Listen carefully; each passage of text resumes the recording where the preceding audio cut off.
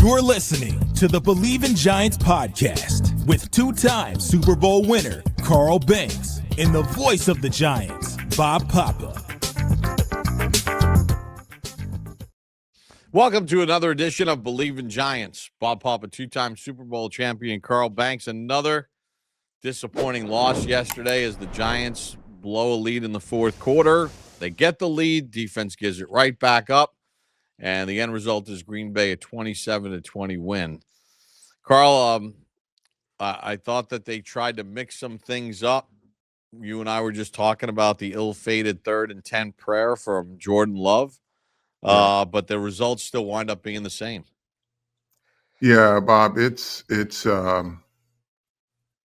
just hard to kind of put into words what you just see each and every week. They find a way defensively to just not be able to hold the rope. And, you know, the thing that really has me vexed is that the offense is so resilient. They are a resilient group with less talent, more skilled players out. And they just seem to execute. They seem to always give themselves a chance. Their best players, whatever's left, which the strength of this team right now is the offensive line. They show up. And they're a resilient group. You got wide receivers. Look, they have not been perfect, and we'll get to the Jalin Hyatt thing because that's a carve-out when I say the wide receivers haven't been perfect. But, you know, people were constantly saying, well, where are they going to get receivers from? You know, Malik is out, and now Slayton's out. You just had guys that show up and play against their best players, against Green Bay's best players. They show up. They're a resilient bunch. And I can't say enough good things about how they show up every week and give themselves a chance to win. And it's unfortunate that some good people, good coaches are going to lose jobs as a result of just how awful this defense has been. And it's just no way to sugarcoat that. You look at both sides of the ball each week, you know, the offense gives you a chance, and then late game, your defense can't get anything done. You said that they changed some things up, and they did. Was it 3rd and 10? They bring 5 players. Nobody really wins, but it's enough to get Jordan Love to throw popcorn up in the air. He throws up a prayer. Giant defender couldn't play the ball. It was a 50-50 ball. You see that instance. Then you see Deonte Banks in the end zone. Can't play the ball. Out of position or bad position. It just is vexing. And then when you look at these players and folks want to point to the general manager, right? I've always said there's no picking players is not an exact science. You do what you do. And I don't think any of these kids that were drafted over the last 3 years are height, weight, speed guys. These were guys like a Tyler Nubin who could play, who did have ball skills in college, right? Drew Phillips, good tackler, nickel corner. All of a sudden, they've all regressed. And then you take your first round draft choice this year, Abdul Carter. And I'm going to say this to you, young man. You're developing bad habits. And you are, as Tiki said, becoming a one-trick pony because the only thing that you're doing is just that inside move. I don't know why you think it's working now when you don't set anything else up. And then you don't get to start the game. You said it was because of a mistake you made. Is that part of a larger pattern? I don't know. But at a time when your team needs you to be your best, you got to be better. Let's just put it that way. I'm not going to bash you. I think it's time to grow up. You're a rookie. And I think you're seeing every week that the things that get you close are not getting you there. And teams are now saying, okay, this is the one move he has. I want the guy who showed up in training camp with a whole bag of tricks, right? Not just the guy who wants to set up inside move, because you can see in the pros, they watch film too. And they're pretty good players on the other side of football. If you just keep doing the same thing, they're gonna figure out how to stop that. And that's pretty much what's going on there. But hats off to Mike Kafka for saying, I'm just not going to allow you guys to play bad in game and not take you out. And if it means he's losing some skill by taking some guys out and sitting them down, great, because you prepare all week. You're not supposed to go out there and look like dogs. And again, if one side of the football can be as resilient as they are, and it just seems like this defense at the end of games, they don't have the mental stamina. They just don't. Yeah, I mean, look, the game is on the line here, Carl, and I just watched it. So they had the tackle and the tight end helping out on Burns. They had a double on Dexter to start, and then one of the guys peeled off Dexter to handle Flanagan fouls on the coming up the middle, and then the other guy, the other guard, then helped out on Dexter, so he was kind of double teamed. And one guy came off, and then the other guy came to double team him.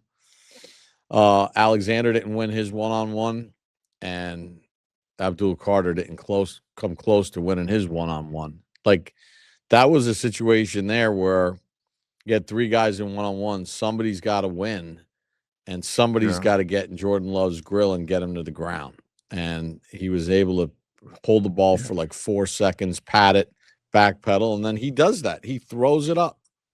And then Flott mistimed his jump, and the rest, as they say, is history. But it's the same refrain.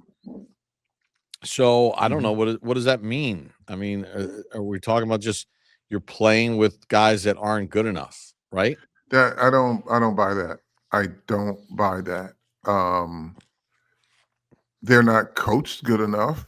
They don't apply what they're being coached well enough. The art of blitzing, do you walk through and just point to the guy who's supposed to blitz? Are you looking at a reel? We call blitz reels. Have you put together a blitz reel to see how they block a blitz, what type of moves you can make when you're blitzing? All of these things that should be a factor. And I can't answer those questions, but I can look at the product and tell you it doesn't look like they have a plan. When they bring pressure, it's just, okay, you're the guy who's bringing pressure. We're going to create a one-on-one with this guy and this guy. Okay, if that's as far as your plan goes, then you're not being coached very well. I don't have those answers. Here's what it looked like to me, Carl. I'm watching this thing, and the way Dexter's initially double teamed, and it looked like Green Bay knew exactly what was coming because it was so well synchronized. As Flanagan fouls comes, the guy peels off Dexter, picks him up at point blank range, and the guard immediately steps in and now continues the double team with Dexter. Sure. So it's almost like they knew that was coming. But and they that's not the indictment, Bob. Because just like they knew what was coming, the Giants should have known how they're going to block that blitz. Right. And then, like I said, you have to have a plan beyond who's coming, who's blocking who. How does this guy want to block you? How can you beat this guy? Here's your one-on-one. Now you go back and you look at the films of how this guy blocks, what he's susceptible to. Because when you bring a blitz, that is the element of pressure, right? And that means you want to put this guy in an uncomfortable situation and you want to bring your best stuff against his weakest point at this moment. And it's just, everything just looks routine. You get there. There's no plan. Again, I don't see it because they're not winning. And someone, if you can double team Dexter, and they never wanted to let him by himself in that against this play, then Flanagan Fowles, the guy who's picking you up, what move are you going to give him? Or are you just going to run into him? Right? Yeah, and it was the back. It was 30. It was the back who got him. Dexter wasn't double teamed originally, but the guard or the center holds him up enough. They're going to help. Push him to so they're helping. Yeah. They're helping on Dexter, and that's fine. Correct. That means you're creating one-on-ones. You are literally set it up for somebody else to win, meaning defensively. Now, how are you going to win? If Shane Bowen says, all right, here's what we're going to do, they're probably not going to leave Dexter alone. And especially the way Dexter was playing, he was tossing guys, and he was in their defensive backfield. So it's like, whatever we do, we're not turning. If they bring a guy, you peel off, you take Dexter. How are you winning? Who are you? If you've got these one-on-ones, if Dexter is going to be double teamed in this instance, you got a bunch of one-on-ones. You got to win. How do you win? What did you study? How does he block versus pressure? Everybody blocked versus pressure. Remember when John Michael Smith, when teams were blitzing and they knew that they could give John Michael Smith's little movement in space and he gives it up? Remember when Evan Neal was out there, he couldn't play in space? Teams plan that. Now, John Michael Smith has gotten much better because he's not susceptible to these things anymore. But you just call in a blitz, you say they're going to double Dex and they're going to leave us one-on-one. Okay, what's your plan? Flanagan Fowles, what's your plan against a back blocking you on a blitz? Are you going to bull rush him? Are you going to speed the power? You're going to push him in the quarterback side? What are you going to do? Derek Alexander, what's your plan? Right? You have to have a plan, not just a schematic saying, if this happened, we're going to have singles on these guys. If that happens, you're going to be one-on-one with the back. Okay, so once you have that part laid out, what's your plan from there? How are you going to attack these guys? And that's, the thing that has continued to vex me. I don't. And let me just say this, because again, when a team couldn't run the ball, they got right against the Giants. They had nearly 100 yards rushing in the first quarter. And how many more times is this going to happen? Like, what? Yeah, and they got lucky. Jacobs got hurt. Yeah, and they got away from it because they figured they could get anything they wanted anyway. I asked the question. No, I'm gonna, for the sake of not giving the impression that I'm making this personal, because this isn't personal. It is, but it isn't personal at you people as individuals. So I'm going to put this in the form of a question that anybody can ask, And your favorite beat writers can go in the locker room and ask it, and I put my name on it. Do you think, collectively, your defense, do you think your opponent respects you? Do you think your opponent respects you? Now, I'm not telling any individual. I'm not singling out anybody, because there's some ballers on the defense. But collectively, do you think your opponent respects you when they come in and they run on you every week? Do you think they respect you? Do you think they go into their meetings on Wednesdays and say, boy, we probably won't be able to run the ball again this week. We've been struggling running the ball. Or do you think they're saying, oh, we'll be able to run on these guys. We'll be able to do these things on these guys. Not about one player now, okay? And by the way, that one player had a hell of a game yesterday, Dexter, from what I could see. But I'm talking about as a group now. Let's take the individuals out. He played well early, but like the rest of this defense, there's a big fade as the game goes on. Be that as it may, the question remains: do you think your opponent respects you?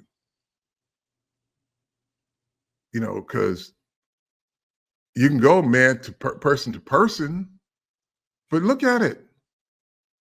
They run for 100 yards nearly in the first half. They get whatever they want. This is not to say that y'all a bunch of bums. Let me just put that out there. But I'm saying to you, do you think, asking, I'm not saying, I'm asking, do you think your opponent respects you?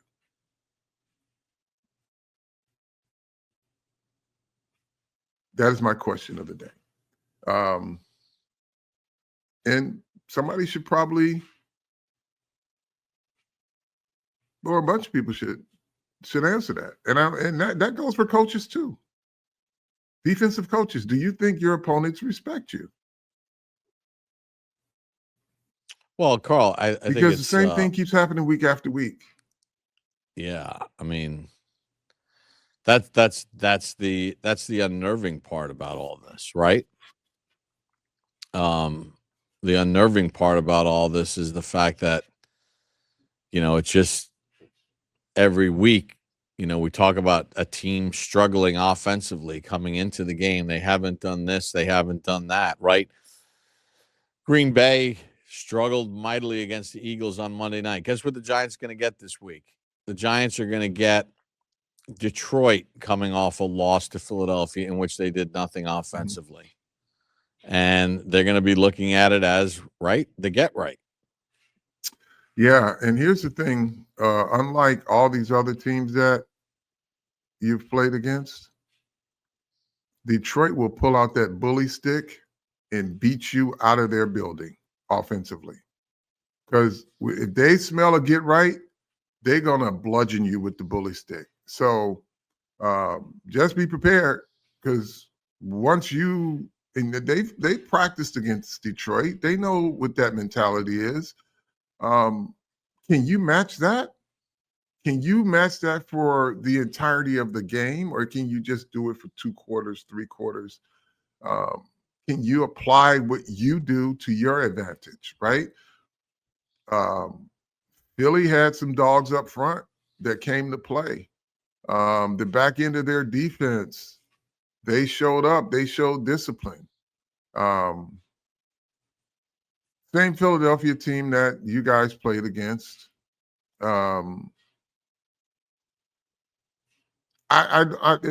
hard to say, Bob, anything other than this Giant offense is resilient. They show up every week. They have a plan every week. They execute every week. They have deficiencies, right? But they overcome them because they get back in there and do it. And then let's get to Jalin Hyatt, which for the life of me, and I'm going to say this, I'm disappointed because I'm a guy who had a great deal of But Carl, Believe let me in ask you you. this. But before you go to Jalin Hyatt, can we just finish with the defense Yeah, go quickly? ahead. I'm done with him, but go ahead. Well, no, but when I say you're just not good enough, I mean,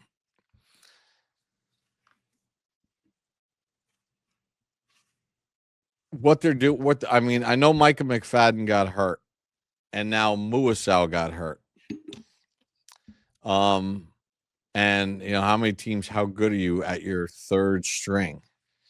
But like, I look at that 3rd and 10 play, and you're asking Flanagan Fowles, who has been a special teams player in his however many years he was with the 49ers. He only had 7 starts in his entire time with San Francisco. 73 games with San Francisco, 7 starts. He was more of a special teams player, get some turns in on defense, spelling somebody, or somebody was nicked for a short period of time. But with the game on the line, he's the guy you're sending on a blitz. No disrespect to him. He gets gobbled up by the running back. I mean, he comes flying in there. The back holds his ground. Not only does the back not take really a step backward, he actually moves him. On the touchdown, on the 11-yard touchdown run by Wilson, right? Dexter Lawrence was triple teamed on the snap. The other D lineman, I think it was Roy Robertson Harris, because Alexander was on the other side. He gets a stalemate and stands his guy up. So now Wilson has to pick the hole, and he's heading toward this gap. And then Flanagan Fowles, for some reason, decides to go to the other gap, and Wilson makes a decision, just cuts right back inside, and then goes up the middle for the touchdown. Like, are you just asking a guy that's Yes, I would. okay?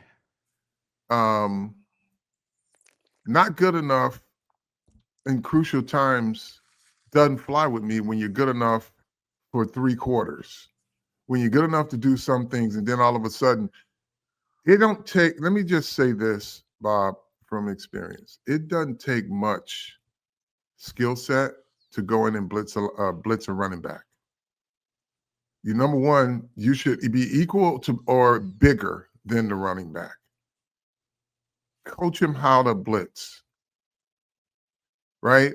They've been going over run fits for I don't know how long, because they just getting run through like I-95. So they're going over run fits. If you're not in your run fit, that's not because you're not good. Here's when the not good part comes in. He was where he was supposed to be, but he couldn't tackle. He was where he was supposed to be, but poor technique. That's why he's a special teams player. Not running into the wrong gap like the guy before you did and the guy before you did. That's poor coaching.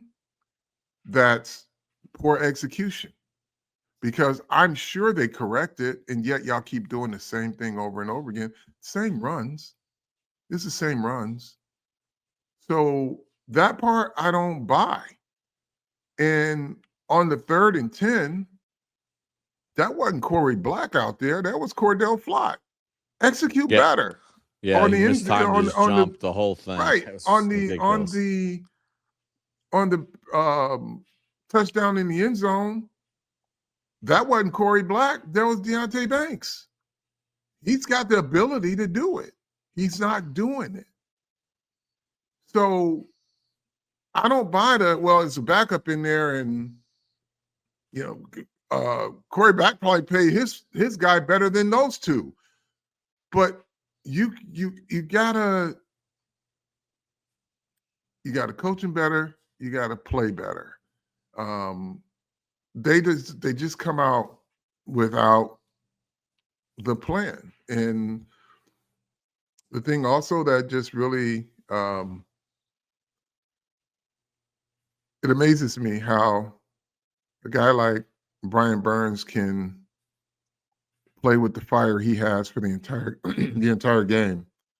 And nobody looks at him and says, "Man, we got to match this energy. We got to bring this energy." I mean, it's just almost like you're oblivious. You look at the offensive side of the ball, man, these guys, their energy is contagious. Like their run game gets shut down. Next thing you know, Tyrone Tracy, Motor, Singletary, they're getting the extra yards. Their offensive line is freaking geeked up and they're ready to go after that.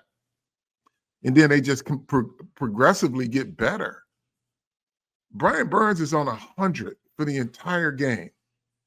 And you look, where's that collective energy matching his?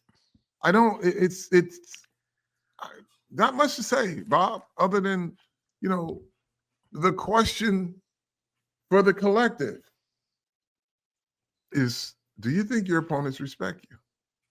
The same thing keeps happening. Saying a person at one person, this is collective, coaches included. Because I don't have that answer. Clearly, I see what I see. Fans see what they see. And if this is offending some people, because I've already, based on the last one, I got people walking around the building that don't want to talk to me no more, which I don't care.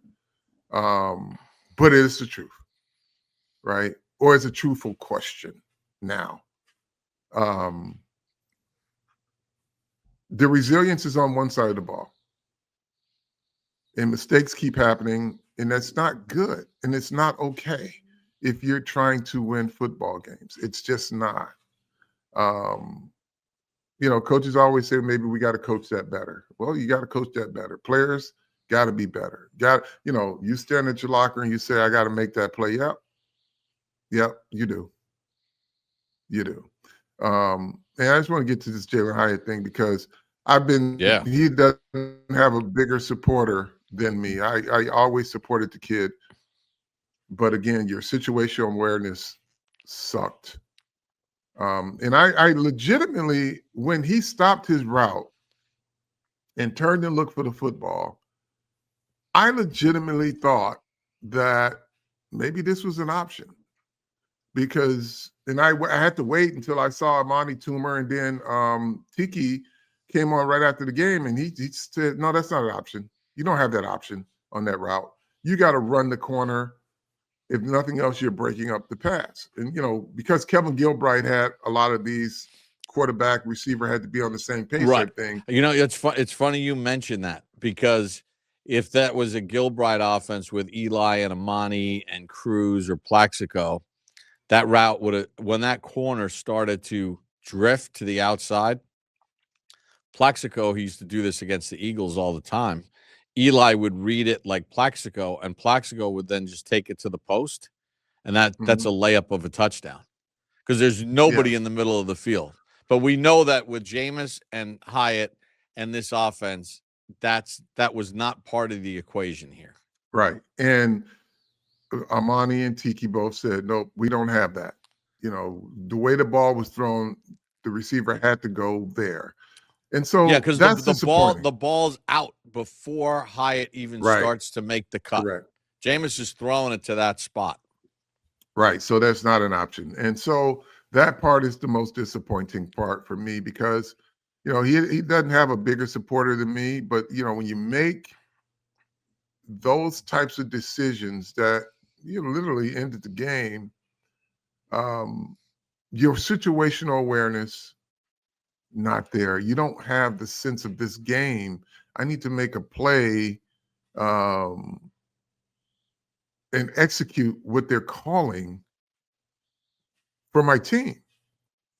You can't stop and expect the quarterback to throw it to you. You got to run the play that the quarterback called. If y'all had a discussion and you said to the quarterback, hey, if he sinks, I'm going to stop and just hit me. No, you could tell quarterback knew what he was doing. Hyatt didn't. So that was the one thing about that offense, or that one player on offense, that just, and I like I said, I've been his biggest defender, but you just can't defend that one. And then people will say, well, that's why he doesn't play, because he doesn't know his playbook. And he's not a dumb kid. I will always say that, but it's just didn't execute and cost you the game, or in part cost you the game anyway. Your last opportunity to win the game. Yeah, exactly. I mean, it costs you an opportunity to at least live for another play. If Yeah. Tiki said he should have undercut it, and then you go up and you try to make the catch, or worst case scenario is you cause an incompletion and you get a fourth down play. Yeah. Instead, you got the game. You get the game over. Yeah. I mean, that's all we got, Bob. But the thing that bothers me is that you've got, like I said, you're gonna have some really good coaches that may be looking for jobs on the offensive side of the football. This defense, and again, I'm rooting for Mike Kafka to be the Giants head coach. I hope he wins enough games here to make it a tough decision. Whoever that new head coach is, he will not walk into this team and look at the defense and say, we don't have any players. He will not do that. What this Giant defense needs, I don't weigh in on the head coaching situation because I'm rooting for one guy who, as long as he's here, I know it's going to be change on defense, so I can go ahead and say it. But what they need defensively is not the glory boy coach. You need a mechanic. Because you know what the offense has, Bob? The offense has mechanics. They get under the hood and they tinker and they fix it. This offensive line from last year to this year, they fixed it. And they continuously fix things as they happen in real time. That's why when the Packers were shutting the run down, they fixed it. They found a way to run the football. The Giants' time of possession was very impressive. You're looking at the game and you didn't think they were being very productive. They did a lot of good things offensively. You need a mechanic on defense. I'm biased, and I think Matt Patricia is such a mechanic, but you need guys who are going to develop your players. You need position coaches who can develop players, but you need a defensive coordinator who can demand of his coaches every week, why is this guy not getting better? Every week, why is he getting better? He came into the year not being able to do this, and he's still not doing it. Is it him or is it you? It's easy for someone to look at what a general manager selects because every one of these players that were selected, you go back and look at your timeline, they were mostly celebrated by the same fans who thinks that the general manager and his staff missed on some guys. They pick them, players play. But there are a lot of factors that go into this. And this is not a pro, Joe Shane thing, but it's players and coaches have a job to do too. Like when you evaluate these guys, they gotta show up and play. You gotta coach them, right? Because none of these kids are finished products when you bring them through the door. You do your best to evaluate them for how they fit as a pro in your scheme or on your team. But then it's up to coaches to coach them and players to execute their part of it. This thing it's unfortunate because they do have talent on the defensive side of the football. Their defensive front should be the strength of their team. You should be able to lean into that when you know your defensive backs are injured, are not as good. Most teams, they lean into what their strengths are to mitigate exposing your weaknesses. Yeah, I mean, look, your strength is not your strength right now. And the Banks situation is a big problem, like because you had a rookie 6th-round draft pick out on the field on the game-winning touchdown because you don't Yes. trust your 1st-round draft pick. Like, And why that's is that? a huge problem. Right. He showed up his rookie year, showed that he could play. Now it's just not the same. Right. Drew Phillips showed up his rookie year. You say, boy, he's got a bright future. He's going to be the slot corner we need. Big physical guy who can tackle, can't tackle anymore, can't cover anymore. Bad habits. Clingy now. Bad habits. Yeah, well, Jerome Henderson's not here anymore. And he kind of took the hit for Banks regressing, and it's gotten even worse. Now we can see that, yeah, it's gotten worse. But it's unfortunate. They got so much talent on that side of the ball, and they're just not getting anything out of it. And that's not,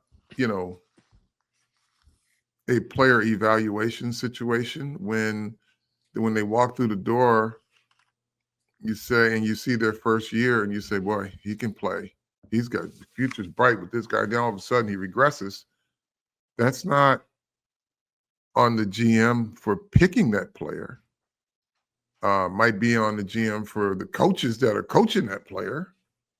But they got to change a lot of things, their approach. But I just think they need mechanics as assistant coaches because they have those on the offensive side of the ball. Can we look at, and this is an honest question, anybody can answer this too. Can we look at the offensive side of the ball and say where they've regressed? Is there an area on the offense from last year to now where you can point to and say, well, they were much better at this and they've regressed? No, they have more explosive plays than they had last year. They have more pass plays of over 30 yards than they had last year. When Jackson Dart plays, they're better in the red zone. They've improved, whether it's O-line, tight ends, and that's a function of the quarterback. The problem they have offensively is they went into the season with a suspect wide receiving core, and it's kind of played out in the sense of too many drop passes and very few above X's and O's plays that are made. Like contested balls wind up getting dropped and all that other stuff. But we knew that going in based on who you got behind Malik Neighbors. And it was thin. We knew it was thin. And we knew that Hyatt was a question mark. And we knew that Wan'Dale Robinson's inconsistent. And we know that Darius Slayton is what Darius Slayton is. I mean, he's never had 1,000 yards. He's never had, big touchdown number of years. You knew what he was. But I will say this, to your point, the O-line has gotten better, especially with Andrew Thomas back. But even before Andrew Thomas got back, the line was better. When Scatterboo was healthy, between the 3 running backs, like they have not regressed offensively. Right. They've played with the limitations that they have from a talent standpoint, especially losing Malik Neighbors. Where was Tyrone Tracy drafted? 4th round, 5th round, 5th round? 4th round, 5th round. So he's the same backup running back that your 4th, 5th rounders on defense. It's not a talent evaluation thing, right? 5th round players contribute in this league all the time. Why aren't yours on the other side of the ball when the ones on this side of the ball, they are? Yeah, right? He was a 5th rounder. There's no area of the offense that has not improved. Now you say you knew they were going to be suspect at wide receiver. Malik Neighbors is a paintbrush for a lot of things, right? So when Malik is out, then it gets exposed. But what also got exposed is they got tight ends now. What got exposed is an offense that's coordinated around not having Malik Neighbors. And they still continue to be productive. So many so many of these teams in the league that are supposed to be good, and we can see every week that the good ones tend to struggle a little bit too, but this Giant offense just shows up against all of these defenses, and they find a way. And the Giant defense has, like I said, the more talent base that they can lean into, that they go for a certain period and then they just fade out. They fade out. They never stop the run. Teams start off getting on track, running the football, and then they never stop. But then when your offense is so resilient, they keep you in the game, they give you leads. You get a 1-point lead, a 2-score lead, a 3-score lead, whatever it is. Go close it out. Okay, well, defensive coordinator only brought 3 on. Well, he brought 5 this last time. And nobody got there. They said, we're going to double Dexter Lawrence because he's been wrecking this rookie center. And I know that these coaches said this is probably going to create some one-on-one matchups because they're not going to leave Dexter alone. So Flanagan Fowles, you got the back. Back should never win. Derek Alexander, I'm not sure who else was out there on the other side. You got Spider.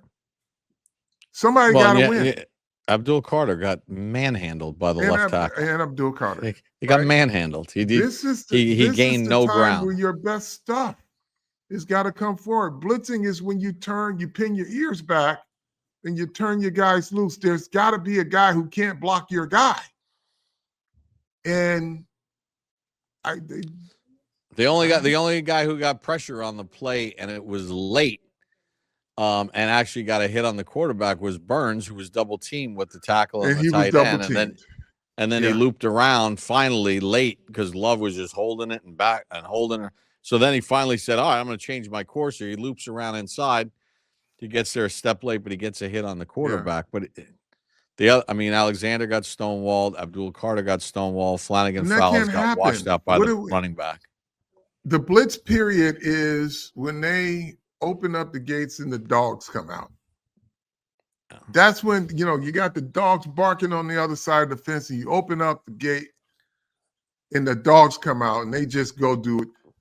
That's what a blitz is supposed to be. And you already know going in, they got to double 2 of us, so it's going to leave 3 of us one-on-one. Who's going to win the one-on-one? Don't run in there and get bear hugged. So, well, that's what. All right, and then it's unfortunately it's rinse and repeat. Yeah, that's what. And my question of the day for the defensive collective: do you think your opponents respect you? Because the same results every week, and this ain't about individuals. Because I know there's some individuals out there that's balling, but I'm saying collectively. It's the same thing. Last week, Green Bay scored a grand total of 7 points against the Eagles. Couldn't do anything offensively. Lost. Last night, the Lions could do nothing against the Eagles, and the Giants are going to play the Lions this week. And you know what Detroit's going to be thinking. We'll get into the preview later in the week, but and look, how do we this defense will hold you until they don't. Right. So how do we like to tell a friend to tell a friend? Tell a friend to Giants. tell a friend. Believe in Giants.